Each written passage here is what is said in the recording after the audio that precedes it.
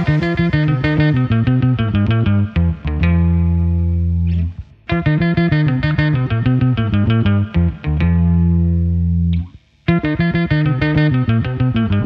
warahmatullahi wabarakatuh. Selamat datang kembali di Bincang Seputar Banten.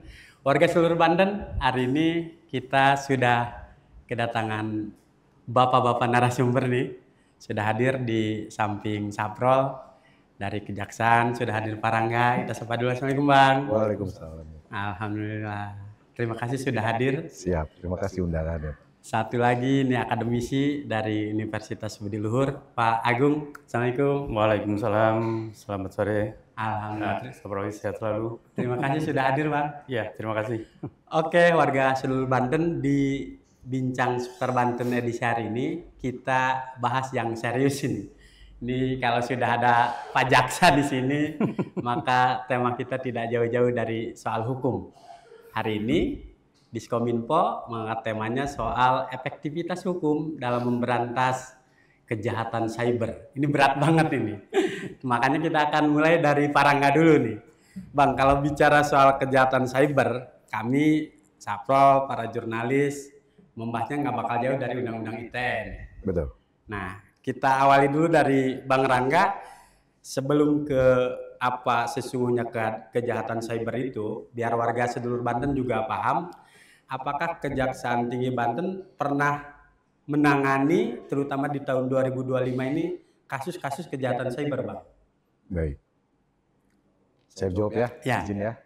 Jadi Kejaksaan Tinggi Banten memang beberapa sudah menangani perkara cyber, khususnya terkait dengan Undang-Undang ITE. Oh. Nah, ini sudah banyak.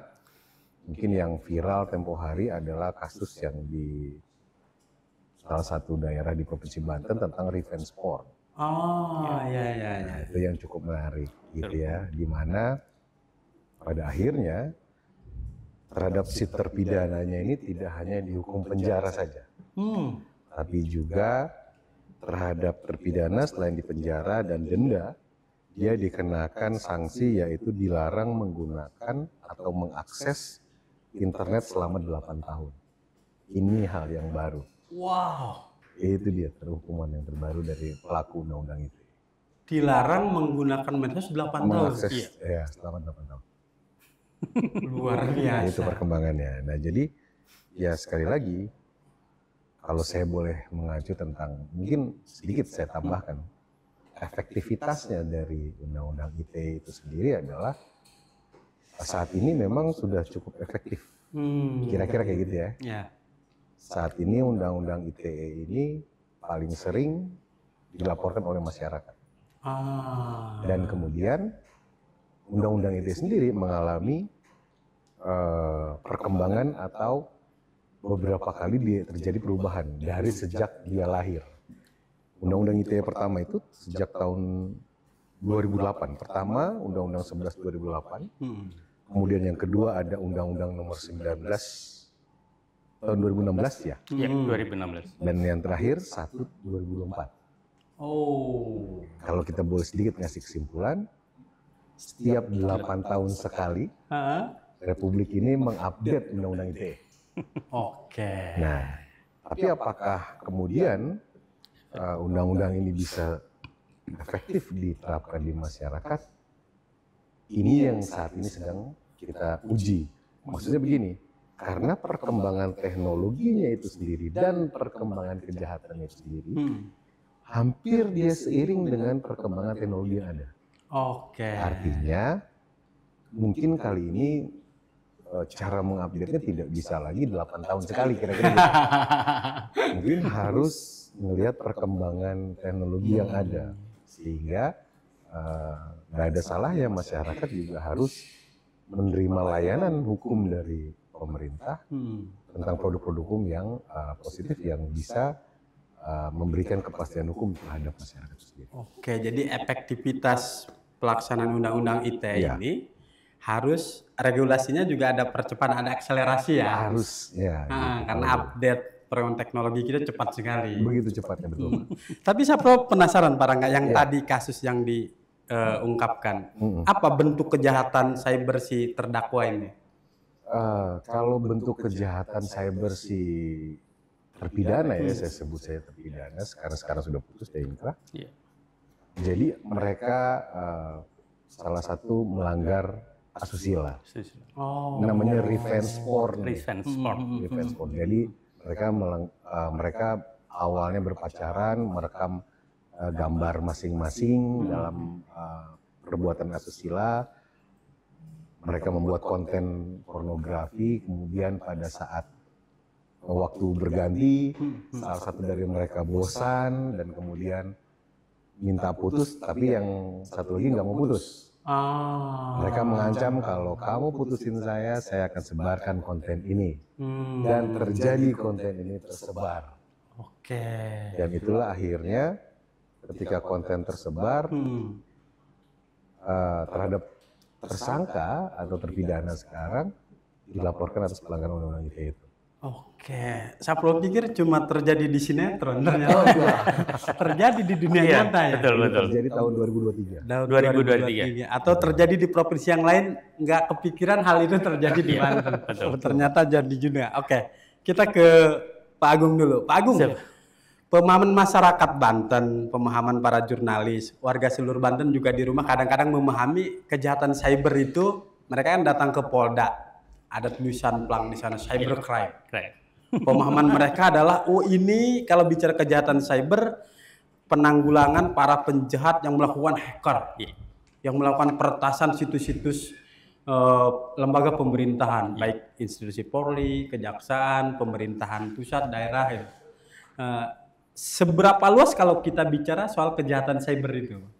Ya, terima kasih, Mas Abdi. Jadi kita ya, sebagai masyarakat umum, kemudian saya sendiri adalah dari akademisi, ya, bahwa masyarakat harus memahami dulu tentang kejahatan cyber itu apa. Itu yang harus pertama dipahami. Bahwa kejahatan cyber itu adalah suatu tindakan pidana, ya, atau kejahatan yang menggunakan digital, teknologi digital, dan internet. Ya, jaringan internet sebagai sarana utamanya. Ya, salah satunya kita peretasan ya. Jadi peretasan hacking, kemudian untuk perjudian online, ya, kemudian tindak asusila dan sebagainya, itu adalah merupakan daripada kejahatan cyber. Yang saat sekarang di Polri sendiri ya, itu dari setiap tahun bahwa kejahatan cyber itu adalah sangat meningkat.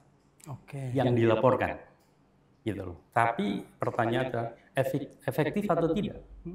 Dengan adanya tadi yang sudah disampaikan oleh Pak Rangga, ya, cukup lengkap bahwa mengacunya adalah kepada Undang-Undang ITE. Yang pertama Undang-Undang ITE nomor 11 tahun 2008, kemudian 8 tahun kemudian direvisi, ada perubahan yaitu di nomor 19 tahun 2016. Ya, kemudian 8 tahun lagi nomor 1 tahun 2024 direvisi. Ya. Tetapi bahwa 8 tahun, setiap 8 tahun terjadi perubahan, ya, direvisi. Tadi disampaikan oleh Pak Rangga, ya, sepertinya belum efektif. Efektif secara maksimal itu belum. Tapi cukup efektif, iya. Nah, mungkin ada beberapa data yang perlu saya sampaikan, berapa persen sih efektifnya. Jadi di Polri tahun 2024 data dari Polri itu yang dilaporkan itu ada 11.000 kasus. Keterkaitan cyber. Tapi yang bisa ditangani dengan Undang-Undang ITE setiap tahun itu lebih dari 5.000 kasus. Dengan undang itu sampai inkrah. Berarti bahwa dalam ini itu ada sekitar 60-70%. Tetapi sekarang kita bicara efektivitas hukum, itu apa? Ini harus kita pahami juga bahwa efektivitas hukum, ya, efektivitas hukum di sini adalah kita kemampuan daripada sistem, ya, hukum, ya, untuk mencapai tujuan yang diharapkan. Tapi melalui sebuah apa? Sebuah aturan. Nah, aturannya harus seperti apa supaya ini efektif jalannya? Berarti yang pertama harus jelas dan tidak multi tafsir. Kemudian yang kedua, ya tentunya adalah penerapannya harus konsisten, gitu loh. Penerapannya harus konsisten. Ya. Oke. Kemudian yang ketiga tentunya adalah juga didukung oleh penegak hukum yang berintegritas dan profesional. Gitu. Nah, ini yang memang harus betul-betul dilakukan edukasi terhadap masyarakat, literasi terhadap masyarakat. Jadi kalau tadi dikatakan seberapa luas, sangat luas. Karena apa? Bahwa kejahatan cyber ini tidak hanya kita bicara tentang kabupaten, terhadap provinsi, negara Indonesia, tetapi ini adalah sudah dunia, lintas negara. Gitu loh. Nah, itu yang menjadi sebuah kendala di dalam menindak atau mengimplementasikan Undang-Undang ITE. Karena apa? Ada lintas negara, ada lintas sektoran gitu. Nah, ini yang memang saya tambahkan tadi apa yang disampaikan oleh Pak Rangga cukup lengkap, cukup bagus ya. Saya menambahkan bahwa kita bicara efektivitas, kemudian kita bicara tentang kejahatan cyber itu yang harus dilakukan edukasi, literasi terhadap masyarakat. Ini menariknya nih Pak Agung, kalau bicara soal edukasi, literasi ke warga Banten ya, kan kadang-kadang kami pun sebagai para jurnalis masih agak asing ketika sosialisasi soal kejahatan cyber. Apa yang narasi apa atau diksi apa yang kita gunakan agar masyarakat paham betul kejahatan cyber itu apa? Kan di warga Kabupaten Lebak misalnya, warga Kabupaten Pandeglang dengar cyber aja mereka udah pening duluan. Bagaimana soal pencegahannya? Apa bahasa yang lebih mudah ketika institusi pemerintahan, kami juga kelompok jurnalis, NGO, ketika melakukan sosialisasi, apa yang paling mudah memahami agar masyarakat terhindar dari kejahatan cyber atau masyarakat terhindar sebagai pelaku kejahatan cyber? Bahasa apa yang harus kita gunakan, Pak Agung? Ya, tentunya kita menyampaikan atau memberikan literasi terhadap masyarakat ya atau publik ya dengan bahasa-bahasa memang betul yang mudah untuk dipahami mereka. Salah satunya kita kalau bicara cyber ya itu adalah dunia masa dalam hal ini ya kita. Yang pertama tentunya adalah bahwa data pribadi kita jangan mudah di-share atau diberikan kepada orang lain. Berarti data-data pribadi itu kan merupakan satu pintu untuk dilakukan satu kejahatan. Maka ada undang-undang PDP-nya, yaitu Undang-Undang Nomor 27 Tahun 2022. Ya, jadi salah satu kan masyarakat umum itu saat sekarang tidak tahu bahwa mereka artinya ke dunia maya ya, main buka-buka saja konten apa dia buka dan sebagainya, padahal salah satunya misalkan melalui WA, ya melalui yang ransomware ya, gitu, atau yang malware gitu. Nah itu kan bahwa undangan itu kan sebetulnya sebuah malware, sebuah aplikasi perangkat lunak untuk mencuri ya sebuah data kita. Jadi banyak yang saat sekarang juga kena ya dengan adanya surat undangan ya Pak ya, undangan pernikahan begitu kita klik bahwa HP kita semua sudah kena hack. Data-data kita sudah diambil mereka sehingga kalau misalkan di sini ada e-bankingnya ya secara otomatis uang kita habis diambil. Gitu. Nah oleh sebab itu ya memang kita ke masyarakat harus menggunakan satu bahasa yang mudah dipahami. Ya salah satu mungkin ya data-data pribadi ya, gitu. Data pribadi kita itu yang memang harus dijaga. Jangan sembarangan kita diberikan informasi melalui WA, terutama saat sekarang mereka begitu saja langsung main klik, main buka. Gitu loh. Harus ditanya, terutama dalam bentuk aplikasi lah, gitu loh. Bentuk aplikasi. Gitu. Warga seluruh Banten kita mulai makin memahami soal kejahatan cyber ini. Artinya dari sisi warga juga harus hati-hati, tidak hanya soal kampanye kita yang selama ini kita jangan sampai sembarangan untuk mengirimkan pesan yang belum tentu benar. Kalau bahasa kami penyebaran hoax kalau bahasa jurnalis. Betul. Kita ke Pak Rangga. Kalau bicara soal undang-undang ITE, bicara soal kejahatan cyber, bisa kita klaster nggak Bang? Mana misalnya kejahatan sibernya yang berkaitan dengan negara, dengan pemerintah, mana kejahatan cyber yang antar warga, mana kejahatan siber yang yaitu tadi yang mendekati soal judi online, soal asusila misalnya.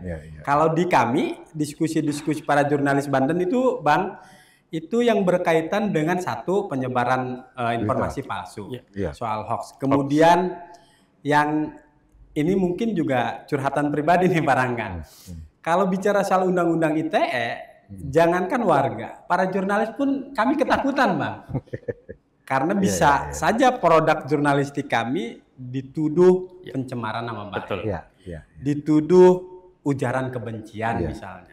Nah, bisa digambarkan nggak Bang? Apakah ada klaster-klaster begitu tuh di kejahatan cyber di Undang-Undang ITE?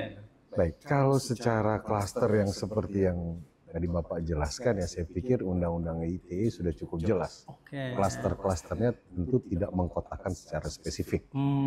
Namun mungkin sedikit saja tentang, saya ingin menambahkan tadi, tentang ini sosialisasi ke masyarakatnya seperti apa sih? Karena memang bicara tentang Undang-Undang ITE, kita bicara tentang sesuatu yang menurut saya ini agak complicated nih. Ini barang agak kita perlu tapi nggak perlu, dibilang nggak perlu tapi perlu. Gimana ya? Sekarang zamannya kita sudah beralih dari dunia nyata ke dunia maya. Sebenarnya kita punya kata kunci apapun itu, dari mulai penipuan, berita bohong, cyber yang bisa menghancurkan negara kan ada juga ya, dari serangan cyber. Bahkan kita pernah mengalami serangkaian perang kecil-kecilan cyber ketika tahun 2016-an. Kita ngalamin itu waktu itu, sampai kita ada pelatihan khusus bagaimana caranya menangani kalau suatu hari ada kejahatan cyber dari luar negeri.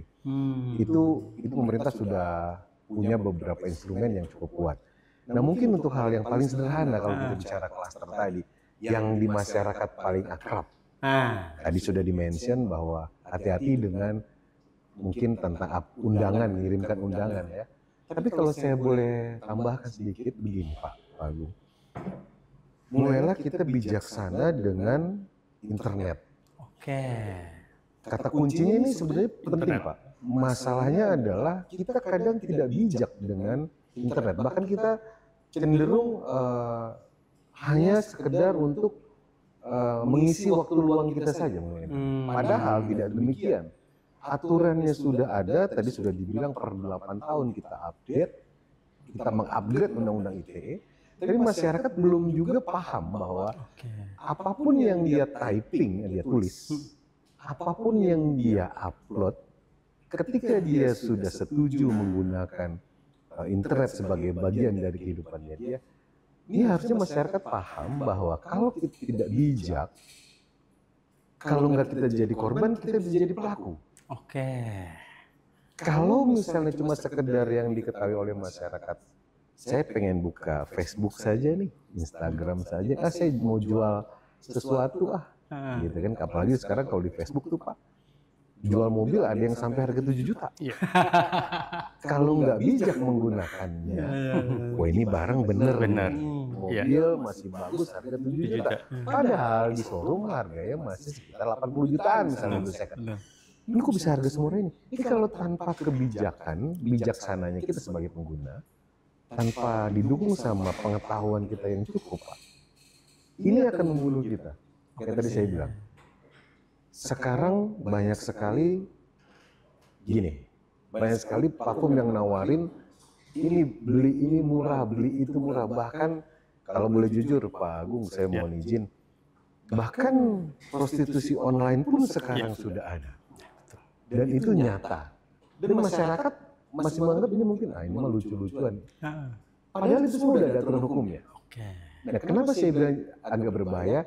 Mulailah caranya bagaimana sih Pak agar masyarakat mengedukasi masyarakat agar lebih kalau kita bicara tentang klaster-klaster nanti sulit untuk dicerna. Yang paling mudah begini, biasakan dulu kita sebagai masyarakat, pertama jangan asal upload, jangan asal berkomentar, karena pada dasarnya apa yang kita tulis di sosial media atau di dunia maya atau di internet ini, di daring ini tidak akan pernah terhapus. Tadi saya tertarik dengan Pak Agung mengatakan tidak boleh menyebarkan data pribadi. Faktanya sekarang, Pak, dengan mudahnya kita motretin KTP kita tuh Pak untuk pinjaman online. Betul. Padahal itu salah satu data pribadi dan itu kunci. Ada lagi yang minta foto ATM-nya, ada yang minta foto belakangnya ATM tuh ada nomor sandinya lagi. Di foto itu baru jelas-jelas dilarang. Dan masyarakat tahu. Dan ini main upload aja Pak. Tanpa bijaknya mereka upload. Nah, kalau kita mau mengedukasi masyarakat, kebetulan Kejaksaan Tinggi Banten juga, kebetulan saya sebagai Kasipenkum, sering mengadakan kegiatan namanya penerangan hukum kepada siswa-siswa Pak. Hal inilah yang kita mention kepada siswa sekolah menengah atas. Bijaksana, hati-hati. Tunggu, sebelum kita nyampe ke ranah aturan hukum yang mengancam, kita bicara basicnya dulu. Apa sih itu kejahatan cyber? Apa sih itu penggunaan internet? Jangan sampai ketika Anda menggunakan internet justru akan membunuh Anda sendiri. Banyak orang berpikir begini, kalau udah foto nanti kita delete hilang kok. Gitu. Padahal faktanya tidak. Iya. Jadi kalau kita foto sesuatu yang kurang baik, nanti kita bisa delete kok. Padahal faktanya tidak Pak. Semua terekam di cloud, ya Pak ya? Di cloud. Semuanya ada di cloud. Bahkan aplikasi misalnya kita kalau punya handphone pasti punya Google, punya Google email Google. Betul. Google email pun merekam jejak kita. Iya. Nah ini kan pertanyaan saya adalah, ini pelanggaran nggak sih Pak? Terus masyarakat kalau kita ajak bicara ke sini pusing nggak dia nanti Pak? Nah makanya saya bilang mohon bijaksana ketika kata kuncinya itu. Iya. Bijaksana dulu dalam menggunakan internet. Karena ini gini loh Pak. Ini seperti api kecil nih. Api kecil jadi sahabat. Begitu gede jadi musuh nih Pak. Ketika kita bisa mengendalikan internet ini, itu semuanya nyaman. Tapi ketika kita sudah mulai tidak mengerti, ada ancaman hukumannya Pak. Bapak asal bicara kena pengujaran kebencian. Bapak baru posting, Bapak ngelihat teman Bapak sesuatu, Bapak repost sesuatu tanpa validasi, Bapak nyebarin berita bohong. Dan itu ada ancamannya. Nah masyarakat nggak paham bahwa ancamannya ini tuh nyata. Ini yang kadang-kadang masyarakat masih berpikir, ya menurut saya, kita kan cuma buat main-main aja. Nah ini udah nggak bisa main-main lagi menurut saya Pak. Karena sama seperti orang mengendarai motor. Ketika Anda mengendarai motor, Anda wajib memahami bahwa motor berkendara di jalan itu ada aturan hukumnya. Demikian pula dengan ketika Anda memutuskan untuk menggunakan internet dalam kehidupan Anda, bagian kehidupan Anda harus tahu Undang-Undang ITE ini juga ada aturannya loh dalam menggunakan ini. Dan serentetan aturan-aturan lainnya Pak ya tentunya. Mungkin itu tambahan dari saya Pak. Mungkin saya tambahkan Pak. Sebelum nanti Pak Agung menambahkan, tadi saya perlu garis bawahi dulu. Iya. Edukasi ke anak muda terutama para pelajar tadi sudah dilakukan oleh institusi kejaksaan.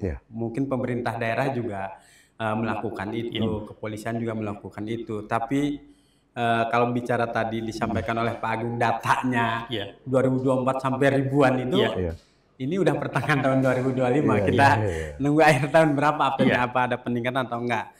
Tapi sudah dimention sama Pak Rangga tadi bahwa sharing dulu sebelum sharing.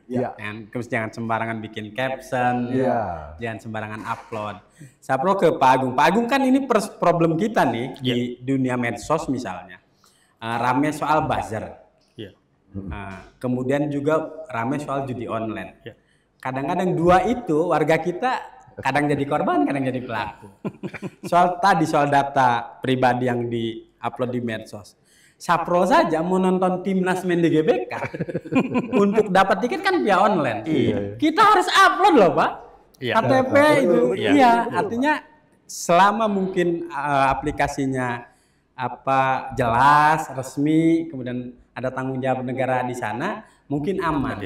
Jadi kadang kan problem kita nih, kajian kami para jurnalis, Pak Rangga, Pak Agung, Banten ini agak unik. Literasi budayanya masih rendah, tapi salah satu provinsi yang paling riuh di medsos. Lebak, Pandeglang, Kabupaten Serang diidentikan Facebook. Ya. Tangerang Raya diidentikan sudah Instagram dan TikTok misalnya. Ya. Nah tadi soal sebelum menanggapi yang Parangga, ini soal masyarakat kita yang jadi buzzer nih. Nah, ada pemilihan kepala desa, ada tuh yang jadi buzzer. Ada yang pemilu, ada warga kita yang jadi buzzer. Ya. Nah ini juga bagian dari kejahatan cyber bukan nih Pak Agung? Ya, selama artinya buzzer-buzzer ini adalah menggunakan tadi ya teknologi digital dan juga menggunakan jaringan internet, berarti itu termasuk kejahatan cyber. Oke. Tapi selama tidak menggunakan dua alat itu sebagai utama ya bukan merupakan kejahatan cyber. Kuncinya Gitu. itu. Iya, kuncinya. Jadi yang namanya kejahatan cyber itu menggunakan teknologi digital dan menggunakan jaringan internet. Oke. Gitu loh. Nah, tadi terkait juga dengan yang disampaikan oleh Pak Rangga ya tentang revenge porn gitu. Itu kan artinya balas dendam ya Pak ya. Ya. Balas dendam lewat konten porno. Nah, itu kan sebetulnya mereka dikenakan di Undang-Undang ITE. Oke. Yang pertama itu adalah di pasal 27 ayat 1. Kemudian juga dikenakan di Undang-Undang TPKS. Tindak pidana kekerasan seksual. Ya. Nah, itu di pasal 14 sampai dengan 16. Gitu loh. Nah, itu memang hal yang memang harus menjadi perhatian, terutama adalah ya suami istri atau juga orang-orang yang sedang berpacaran gitu loh. Kadang-kadang menyimpan lupa. Tadinya mau untuk konsumsi pribadi, tetapi mereka tidak bisa mengamankan data yang mereka konsumsikan sehingga bisa tersebar. Gitu loh. Nah, tapi kalau yang revenge porn ini ya memang mereka sengaja mengintimidasi kan, mengintimidasi daripada pasangannya. Gitu loh. Karena apa dia balas dendam, mungkin sakit hati lah. Gitu loh. Maka Undang-Undang ITE-nya ada, kemudian juga TPKS-nya juga ada di ini. Oke. Itu sih Pak. Artinya kejahatan cyber ini nggak pandang umur, nggak pandang profesi, semua bisa jadi korban, semua bisa jadi pelaku, Pak Agung. Iya, jadi yang namanya kejahatan cyber ini adalah tidak pandang umur, tidak pandang daripada profesi, tempat dan sebagainya. Dimanapun juga yang namanya kejahatan cyber itu kan sudah lintas. Oke. Gitu loh. Ya nanti mungkin ada pendukungnya ya, tidak hanya Undang-Undang ITE saja, satu ada pendukungnya mungkin nanti ada PDP, ada mungkin TPKS atau undang-undang yang lain, atau mungkin KUHP-nya, KUHP-nya gitu. Jadi itu yang mendukung daripada kejahatan cyber. Jadi tidak hanya satu, yaitu Undang-Undang ITE, tetapi ada yang dari TPKS, kemudian dari KUHP-nya, gitu, KUHP-nya, gitu loh. Dan juga yang tidak kalah penting adalah yang terakhir adalah PDP-nya, pelindungan data pribadi, gitu. Itu yang saat sekarang digalakkan, ya PDP ini, gitu loh. Karena apa? Ya tadi disampaikan oleh Pak Rangga, kita secara tidak sengaja, ya tidak sadar, kadang-kadang sering membagikan kepada teman-teman yang kita percaya. Tapi kadang-kadang karena sudah lama, mungkin tahunan, puluhan tahun, ternyata mereka juga tidak bisa mengamankan apa yang kita share. Gitu. Nah, tadi kan juga disampaikan oleh Pak Saprawi bahwa Undang-Undang ITE ini kadang-kadang menjadi membatasi ekspresi. Ya. Kenapa? Ya kadang-kadang kita kritik atau memberikan masukan, berpendapat, tapi katanya kebencian. Gitu loh. Kemudian juga istilahnya kecuali kebencian, pencemaran nama baik atau hoax, gitu loh. Nah itu yang memang sekarang masih menjadi multitafsir. Gitu loh.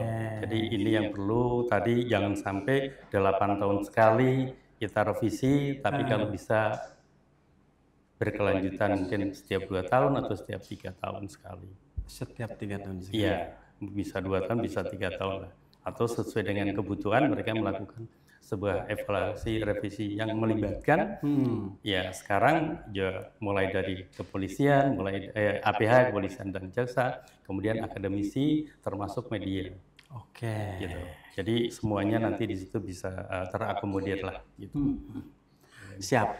warga sedulur Banten, kita sudah semakin tercerahkan ini.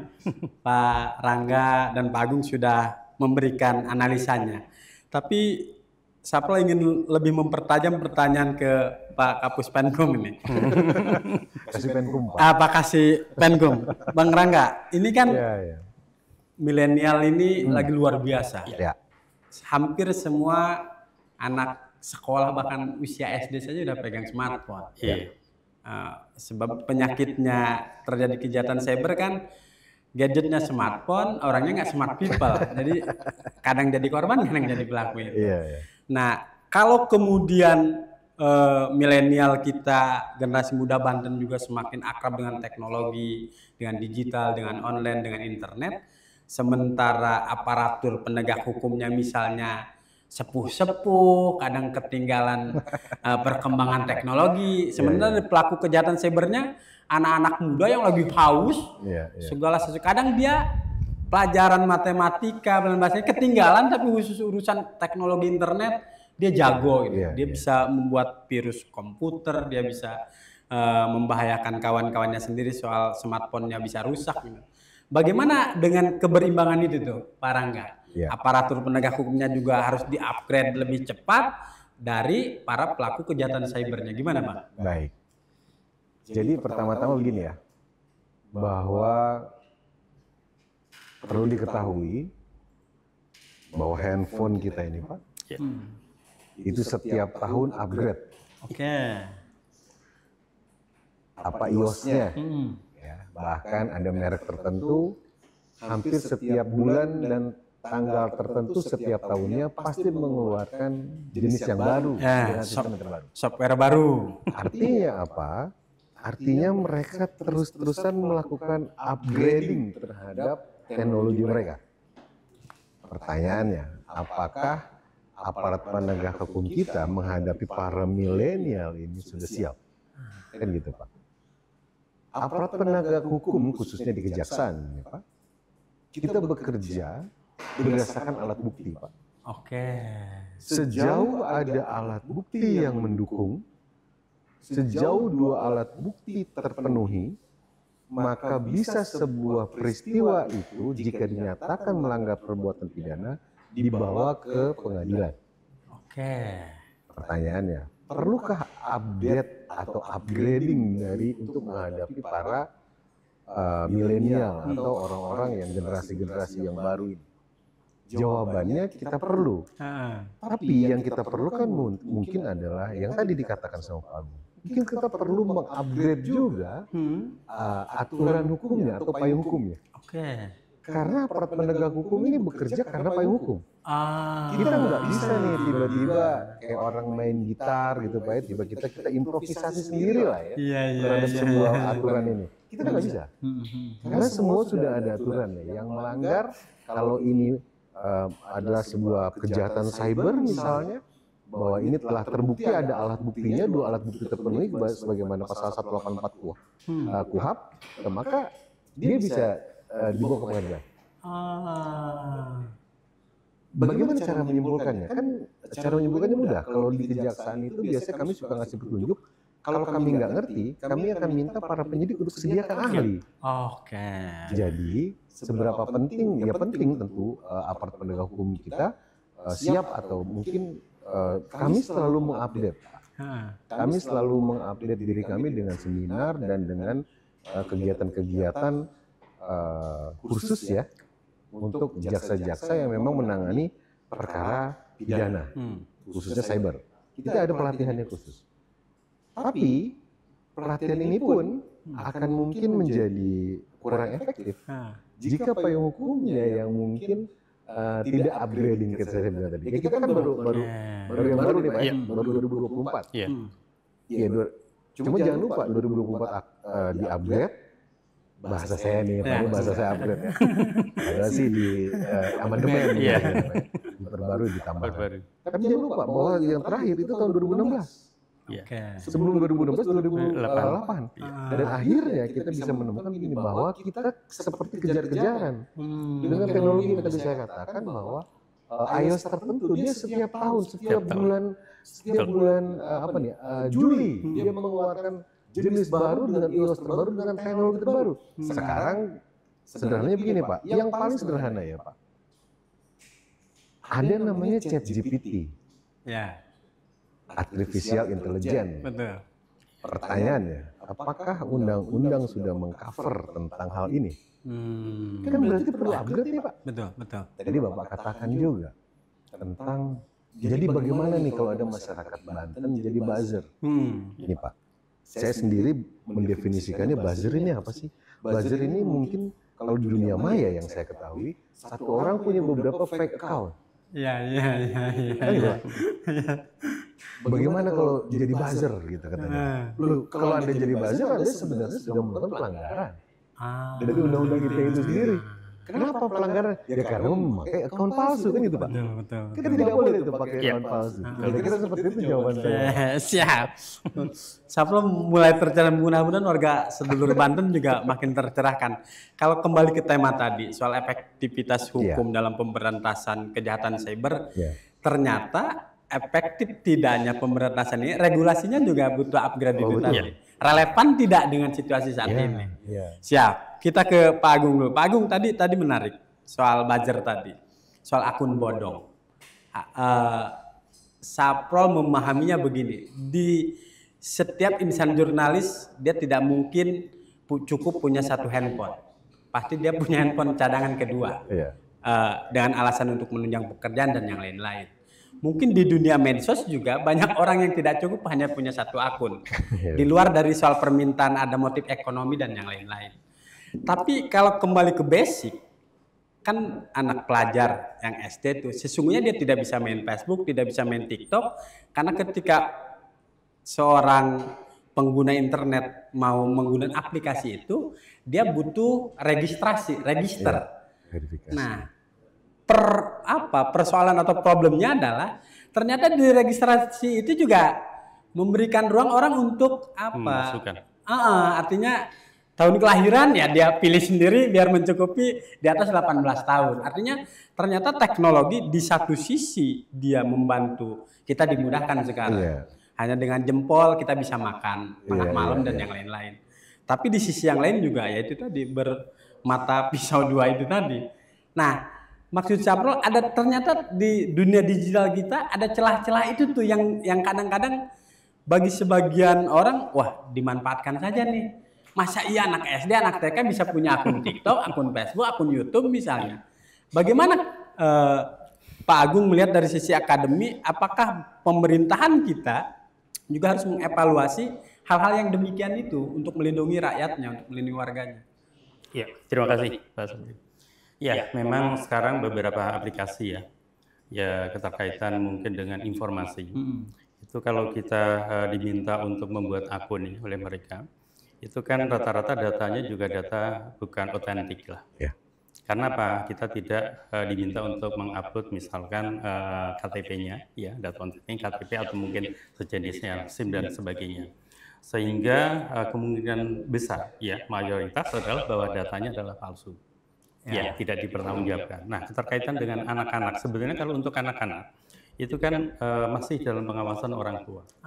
Kalau anak-anak SD dan sebagainya. Tapi yang menjadi pertanyaan kan adalah anak-anak SMP dan SMA. Anak SMP dan SMA saat sekarang itu sudah luar biasa. Mereka untuk mengakses namanya dunia maya yang tidak dikontrol oleh orang tua. Nah, memang ini pemerintah harus hadir. Bagaimana cara mengamankan? Ya, seharusnya di dalam hal ini kan Kementerian Kominfo. Sekarang Komdigi sekarang gitu loh yang harus hadir mengatur seluruh konten-konten yang keterkaitan mungkin dengan hal yang negatif itu harus diatur. Tidak semua orang bisa mengakses, tapi yang terjadi saat sekarang kan tidak ada verifikasi. Ya, tidak ada verifikasi dengan data yang valid sehingga anak TK saat sekarang sudah bisa akses, anak SD di bawah umur 18 tahun semua yang tidak punya artinya data otentik mereka bisa akses. Nah, ini maka bahwa pemerintah harus hadir melalui Dinas Komdikti, ya. Mereka harus mengatur ini.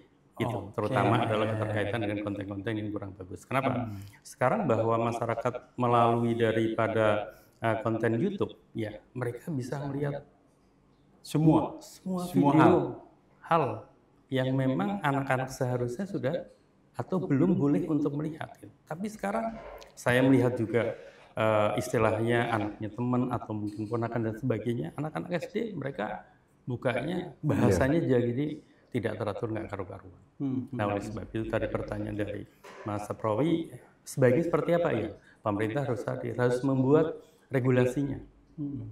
Setiap artinya sekarang adalah swasta yang terkait dengan platform, ya ini, ya platform daripada bangun aplikasi, ya security-nya juga harus betul-betul disiapkan secara matang. Kemudian aturannya tidak semua orang, ini kan masalah hak akses, Iya. gitu loh. Ini adalah merupakan hak akses. ya. Tapi kalau di masyarakat kadang-kadang kan ya keterkaitan misalkan dengan pengaduan ya. Kalau pengaduan kita diminta untuk artinya mengisi yang sulit, pasti orang adu nggak mau. Maka diharapkan ya mereka mungkin nama juga ini, tapi kan pengaduan bentuknya. Tidak akan melihat hal-hal yang sifatnya negatif. Oke. Gitu. Itu. Jadi kata kuncinya justru di pengawasan orang tuanya. Iya, pengawasan orang Nah tua. ini biar para orang tua di rumah juga sangat mulai concern Iya. soal kejahatan cyber tadi karena sudah diterangkan betapa berbahayanya kalau ini orang tua tidak hadir. Iya. Sementara di satu sisi Pak Agung juga menyoroti peran pemerintah juga harus hadir di tengah masyarakat. Kita kembali ke Pak Rangga. Pak Rangga, kalau dari sisi penegakan hukum, kalau korupsi kan dia disebutnya extraordinary. Nah, untuk kejahatan cyber ini apa kategorinya? Kejahatan biasa saja kah? Apa kejahatan serius? Kalau jenis kejahatannya tentu masih kejahatan yang kalau dibilang extraordinary crime belum termasuk extraordinary crime, Pak. Oke. Karena kalau extraordinary crime itu adalah kejahatan kerah putih, kira-kira kayak gitu. Kan namanya juga extraordinary nih, agak spesial. Tapi kalau ini belum termasuk kategori extraordinary, mungkin itu. Gitu, Pak. Oke, tapi kalau bicara siklus nih Pak, hasil pengamatan kami para jurnalis juga, pasca COVID-19, Ya, durasi warga Banten menggunakan internet. itu nyaris hanya ketika dia tidur saja ya. Sebelum tidur dia internet, bangun tidur yang dicari juga internet. Mungkin kebiasaan work from home itu juga. Tapi dari sisi pencegahan Pak Rangga, kalau di kasus-kasus hukum yang lain kan misalnya ketika warga melaporkan tetangganya mencuri buah pisang, warga melawan tetangga mencuri ayam, ada tidak sampai ke pengadilan bisa diselesaikan restoratif justice. Khusus untuk kasus-kasus kejahatan siber ada ruang-ruang begitu nggak? Untuk pelaporannya warga melaporkan warga. Baik. Restoratif justice ini kan dia ada karena memang Undang-Undang Dasar 1945 dan Pancasilanya mengatur hal tersebut ya. Khususnya untuk musyawarah untuk mencapai sebuah mufakat. Jadi kalau ditanya apakah ada, apakah bisa, jawabannya bisa. Jawabannya adalah selama korban merasa dipulihkan atau saling memaafkan dan terpulihkan segala kerugiannya, kerugian materialnya. Berapa sih kerugian material yang diizinkan untuk boleh restoratif justice? Itu nilainya saat ini Rp2.500.000. Tapi kalau nilainya di atas itu belum bisa dilakukan restoratif justice. Kira-kira seperti itu. Oh, ada prasyaratnya. Ada persyaratannya. Jadi tidak berarti restoratif justice ini semua perkara di restoratif justice, oh ya nih dia habis nipu, terus duitnya dipakai poya-poya, berarti bisa di restoratif justice karena kerugiannya sampai sebut saja 4 miliar, 5 miliar, tentu tidak. Iya. Tapi mungkin ini restoratif justice pun di Kejaksaan Republik Indonesia itu terus melakukan perkembangannya, Pak. Jadi terus mengupdate diri, mungkin gitu. Oke, artinya bahwa aturan hukum tetap harus jadi panglima. Jadi panglima, betul. Siap. Baik, warga seluruh Banten, kita di season paling terakhir nih dengan tema kita soal efektivitas hukum dalam memberantas kejahatan cyber. Tadi sudah disampaikan oleh Pak Rangga, Kasih Penkum Kejati Banten, bahwa aturan mainnya jelas, Undang-Undang ITE-nya mengatur itu, kemudian juga Pak Agung, akademisi, menggarisbawahi bahwa kata kuncinya adalah di pengawasan orang tua. Kita di ujung sekaligus closing statement dari Pak Agung dulu. Pak Agung, kalau kemudian ujungnya kita bicara soal kejahatan cyber, warga ada yang kadang-kadang kehilangan akunnya, WA-nya dihack, dia ngirim ke semua teman-temannya, ada yang dalam tanda petik langsung modusnya ekonomi. Dia langsung minta tolong dan yang lain-lain. Kemudian dari data yang disampaikan tadi, kalau analisa Pak Agung sekaligus closing statement, kasus mana yang paling mendominasi di tahun 2024? Apakah kejahatan cybernya berkaitan dengan pinjaman online, atau masih di pusaran soal kasus asusila tadi, atau kasus 86 soal tipu-tipu saja di kejahatan cyber yang ada di Banten? Kalau di Banten sih mungkin data yang banyak tahu mungkin Pak Rangga ya, tapi kalau kita bicara secara umum, secara keseluruhan, sekarang itu adalah yang paling sedang viral, paling banyak itu adalah kita di penipuan. Penipuan? Ya. Kemudian juga peretasan, itu adalah juga hal yang luar biasa, gitu. Jadi yang namanya peretasan itu adalah kita bisa masuk tanpa kita mempunyai hak ya, gitu, mempunyai hak daripada hak akses ya, tapi kita bisa masuk ke wilayah mereka, ya, kita akan meretak atau menghack, ya, itu yang saat sekarang memang sedang galak-galaknya, baik yang artinya mereka hanya sekedar ingin menunjukkan bahwa saya mampu tanpa saya dikasih daripada kuncinya atau passwordnya atau hak aksesnya, ya, atau mungkin yang kedua adalah minta uang, gitu. Saat sekarang kan banyak orang artinya hati-hati dengan pengiriman data, karena apa? Mereka langsung di scam, ya, langsung apa? Bahwa nanti ujung-ujungnya adalah bahwa data kita harus ditebus dengan sekian ratus juta bahkan miliar. Saya juga punya kasus teman di kampus, ya, kebetulan baru kira-kira 2 tahun yang lalu, meneruskan ngambil S3, bikin tesis, tiba-tiba semua datanya terinskripsi. Gitu, dihack, terenkripsi, dan mereka ya minta uang ujungnya. Gitu. Nah, maka itu ya kita pada saat kita terutama lagi mengakses internet, betul-betul kita harus hati-hati keterkaitan dengan sekarang kejahatan cyber. Harus bijak. Betul, harus bijak. Gitu. Kita garis bawahi warga seluruh Banten harus bijak menggunakan internet. Sekaligus closing statement dari Pak Rangga. Pak Rangga sambil saplon nitipin unek-unek di closing statementnya. Kalau warga Banten, dia punya akun YouTube, dia punya akun TikTok, ada yang ngehack, dia harus lapor kemana? Baik. Saya sebenarnya jawabannya tidak jauh dari apa yang tadi Pak Agung katakan. Kalau lapornya kemana, selama itu perbuatan pidana, dapat diketahui itu perbuatan pidana, masyarakat bisa langsung melaporkannya ke pihak kepolisian.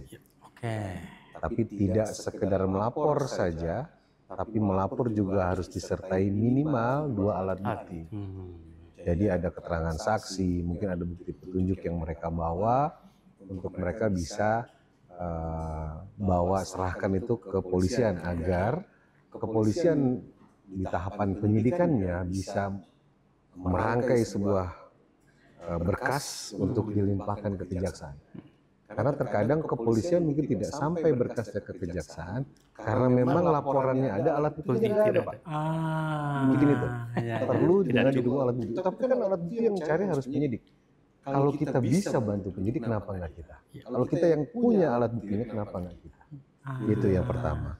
Mungkin yang kedua lagi, sebagai himbauan juga kepada masyarakat Banten adalah, tadi saya sudah di-mention sama Pak Agung bahwa harus bijaksana. Saya pertegas lagi, bahwa bijaksana bermedsos itu mutlak. Dan kemudian harus disadari bahwa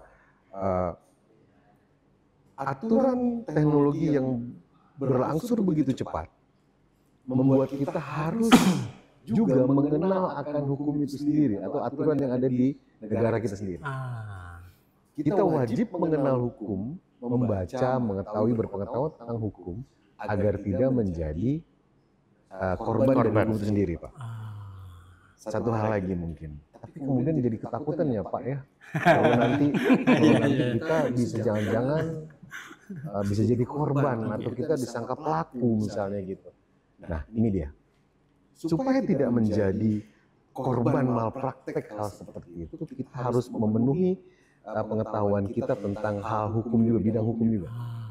Kalau nggak paham tentang bahasa-bahasa hukum yang berkembang, mungkin bisa DM Kejaksaan Tinggi Banten untuk bisa mendapatkan kepastian jawaban. Ini maksudnya apa sih Pak? Gitu ya. Dan juga tidak perlu khawatir karena kalau kita bicara hukum pidana, kita tidak bisa lepas dari sebuah azas Pak, yang namanya nullum dilectum nulla puna sine previa lega ponali. Tidak ada sebuah perbuatan pidana yang dapat dipidana kalau tidak ada aturan yang mengaturnya terlebih dahulu. Artinya begini, ya kalau memang sudah mengetahui hukum ini nggak ada aturannya, ya kayak tadi saya katakan, ya itu belum bisa dihukum. Jadi nggak usah khawatir. Itu sebabnya saya kritik dua arah. Masyarakat juga kalau itu belum ada aturannya, ya masyarakat nggak bisa dihukum. Udah ada aturannya belum nih, anak usia di bawah 17 tahun nggak boleh main internet, kan belum ada aturannya yang konkret dalam undang-undang. Berarti pemerintah berkewajiban apa? Pemerintah berkewajiban untuk membuat aturan agar generasi berikutnya terjaga. Gitu. Karena perlu diketahui juga bahwa pemain judi online itu sekarang ternyata anak SMP pun memang. Nah, ternyata persoalannya adalah kok mereka bisa mengakses, tadi Pak Agung katakan, kok mereka bisa mengakses. Inilah dia tadi. Ini bisa dipidana kan nih Pak? Selama belum ada aturannya belum bisa dipidana.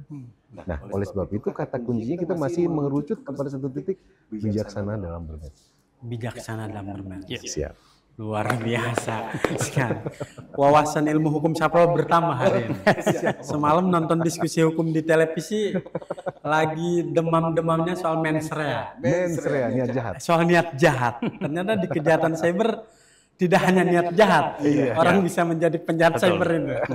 Oke, siap. Baik, warga sedulur Banten, hari ini diskusi seputar Banten kita soal efektivitas hukum dalam memberantas kejahatan cyber itu ada beberapa catatan tadi sudah disampaikan oleh Pak Rangga dan Pak Agung.